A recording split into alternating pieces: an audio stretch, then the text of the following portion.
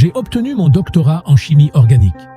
J'ai fait mon post-doctorat à l'université de Stanford, dans le groupe d'un homme qui allait recevoir un prix Nobel de chimie, une des 50 personnes les plus influentes au monde. J'ai été chercheur invité à l'université de Harvard.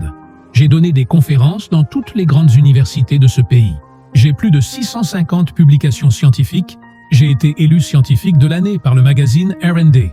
Je fais partie de la National Academy of Inventors. Je suis membre de l'American Association for the Advancement of Science. J'ai plus de 120 brevets. J'ai fondé 7 ou 8 entreprises.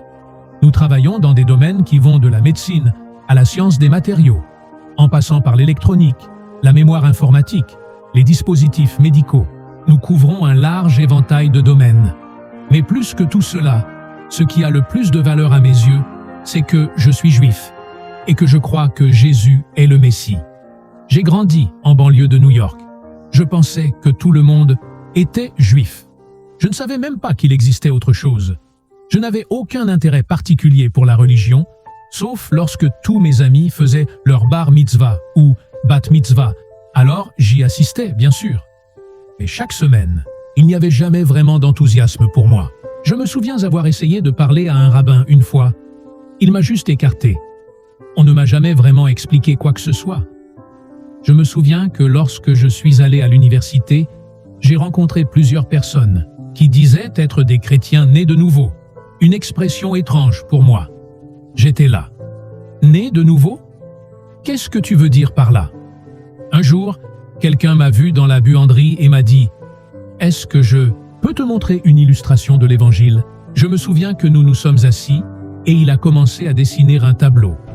Une falaise avec un homme d'un côté et une autre falaise avec Dieu de l'autre côté et un grand gouffre entre les deux qu'il a appelé le péché.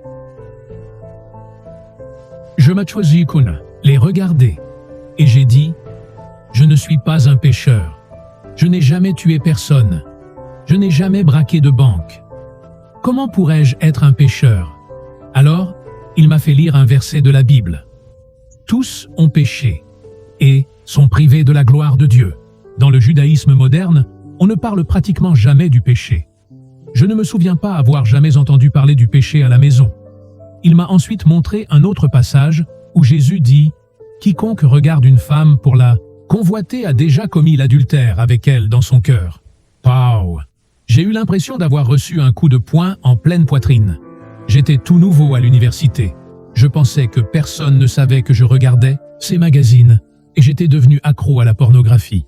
Et là, tout à coup, un texte écrit dans la Bible, il y a 2000 ans, par quelqu'un qui vivait à cette époque, me visait directement. Je me suis senti immédiatement convaincu et j'ai compris que j'étais un pécheur. Quand j'ai lu dans les Écritures ce qu'est le péché, alors j'ai compris. Oui, je suis pécheur.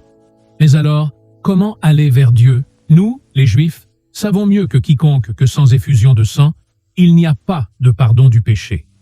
Dans le chapitre 53 d'Ésaïe, il est décrit comment il porterait sur lui-même mes péchés, ce que j'avais fait. Et c'était lui. C'était cet homme qui a pris cela sur lui à la croix. Le Dieu parfait est venu et s'est donné pour nous. C'est lui qui s'est offert pour nous. J'ai commencé à réaliser à quel point le Nouveau Testament est juif. Ce livre est tellement juif. Il est rempli de juifs partout. Et puis, le 7 novembre 1977, j'étais tout seul dans ma chambre. J'ai pris conscience que Yeshua, Jésus, est celui qui est mort sur la croix. Et j'ai dit, « Seigneur, je suis un pécheur. Pardonne-moi, entre dans ma vie. » Et soudain, quelqu'un était dans ma chambre. J'ai ouvert les yeux. J'étais à genoux et j'ai regardé autour de moi. Qui est dans ma chambre? Cet homme, Jésus-Christ, était dans ma chambre. Une sensation incroyable de la présence de Dieu. Jésus était là, dans ma chambre, et je n'avais pas peur. Je me suis mis à pleurer, juste pleurer. Sa présence était si glorieuse, parce qu'il était là, et je ne voulais pas me relever. Et une sensation extraordinaire de pardon a commencé à m'envahir. C'était lui. Finalement, je me suis levé. Je ne savais pas quoi faire. Je ne savais pas à qui en parler. Un petit juif de New York, qu'est-ce que j'allais dire? Mes cousins ont été choqués. Comment peux-tu faire ça? Tu es juif. » Quand j'ai dit à ma mère que j'avais invité Jésus dans ma vie, elle n'a pas dit grand-chose.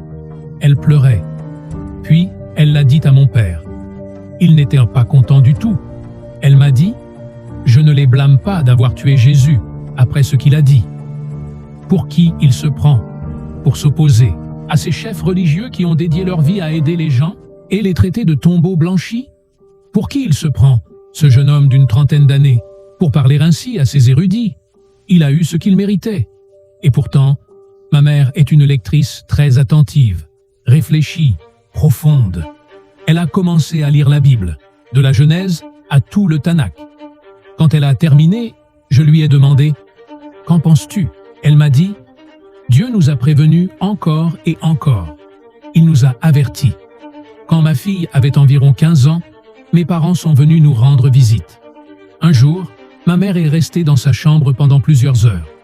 Quand elle en est sortie, elle a dit « Ta fille est vraiment spéciale. » Elles ont beaucoup parlé. Et ma mère a recommencé à lire la Bible, l'Ancien et le Nouveau Testament. Et un jour, peu après, elle m'a appelé au téléphone. Elle avait 72 ans, elle a dit « Jimmy, tu ne vas pas croire ce qui m'est arrivé. » Qu'est-ce qui s'est passé? Elle a dit « J'étais en train de lire et ça m'a frappé. La manière dont il a donné sa vie, je le crois maintenant. Jésus est le Fils de Dieu.